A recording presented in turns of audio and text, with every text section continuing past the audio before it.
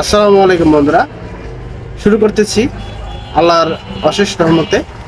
আপনাদের যাদের প্রয়োজন যে এনআইডি কার্ড নাম্বার দিয়ে আপনারা কীভাবে জন্ম নিবন্ধন নাম্বারটি দেখবেন, তাদের জন্য আকর্ষণীয় ভিডিও হতে যাচ্ছে। আমি একেবারে এ টু জেড দেখাবো অল্প সময়ে। ঠিক আছে, আপনারা যারা প্রয়োজন মনে করেন তারা অবশ্যই ভিডিওটি দেখবেন।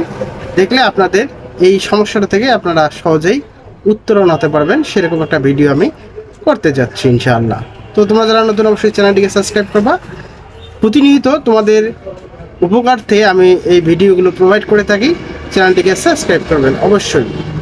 তো চলে যাচ্ছি, আপনারা মোবাইল থেকেও করতে পারবেন। যাদের মোবাইল রয়েছে প্রথমে ডেস্কটপ মুড অন করে নেবেন, আর যাদের ল্যাপটপ বা কম্পিউটার আছে তারা অবশ্যই সহজেই করতে পারবেন, যে কোনো ব্রাউজ থেকে এটা করতে পারবেন।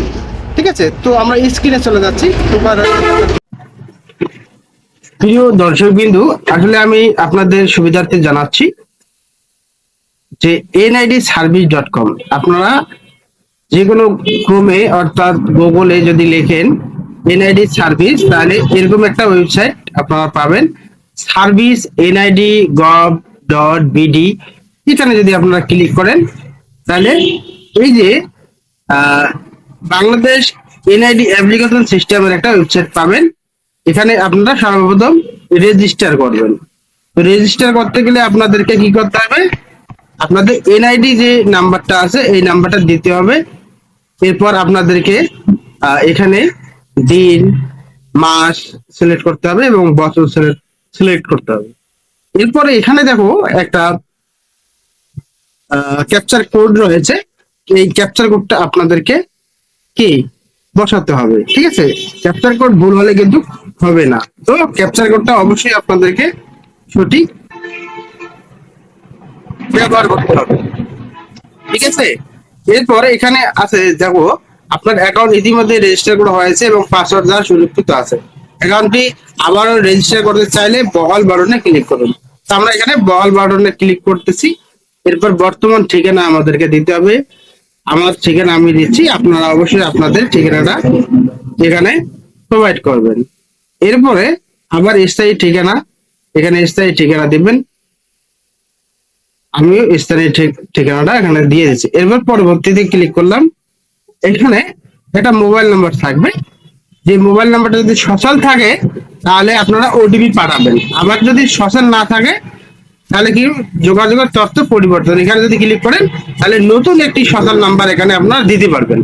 দিলে ওই নাম্বারে ওটিপি যাবে। ঠিক আছে, তো আমার এই নাম্বারটা যেহেতু সচল আছে, তো আমি এখানে একটা ওটিপি পাঠালাম। ঠিক আছে,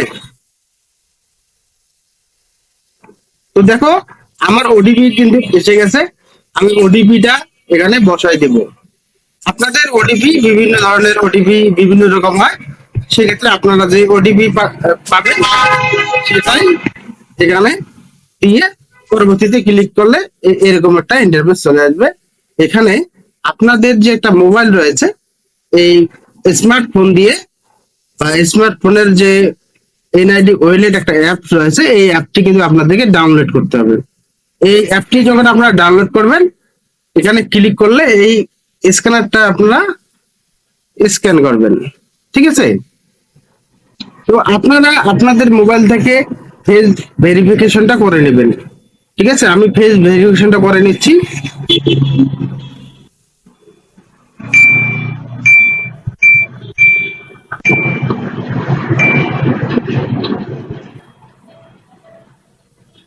আপনাদের যখন ফেস ভেরিফিকেশন হয়ে যাবে তখন এরকম আপনাদের ইন্টারফেস চলে আসবে। ঠিক আছে, এখানে নাম দেখাবে স্বাগত, যেমন যার মূলত এনআইডি দিয়ে আপনারা ঢুকবেন সেই এনআইডির নামটা এখানে দেখাবে। তো এখানে আপনার পাসওয়ার্ড সেট করতে পারেন অথবা এড়িয়ে যান, এটাও এখানেও যেতে পারেন। ঠিক আছে, তো আমরা এড়িয়ে যাচ্ছি। এরপরে মূল কাজটি হচ্ছে আপনাদের জন্ম নিবন্ধনের যে নাম্বারটি রয়েছে এই নাম্বারটি আপনারা কি দেখবেন, এটা হচ্ছে মুখ্য বিষয়। আর আপনাদের যদি মনে করেন যে এনআইডি হারিয়ে যায় বা এনআইডি কার্ড উত্তোলন করার প্রয়োজন হয়, তাহলে এই ডাউনলোড বাটনে ক্লিক করলে আপনাদের এনআইডি কার্ডটা উত্তোলন করতে পারবেন। তো আমরা যেহেতু মূলত মোবাইলে ক্লিক করে আমরা দেখবো কি তো এই হচ্ছে আমাদের জন্ম নিবন্ধন নাম্বার। আমরা এই জন্ম নিবন্ধন নাম্বারটা সহজে আমরা পেয়ে গেলাম। ধন্যবাদ জানাচ্ছি। পরবর্তী ভিডিও পেতে অবশ্যই আমার চ্যানেলটিকে সাবস্ক্রাইব করে পাশে থাকবেন।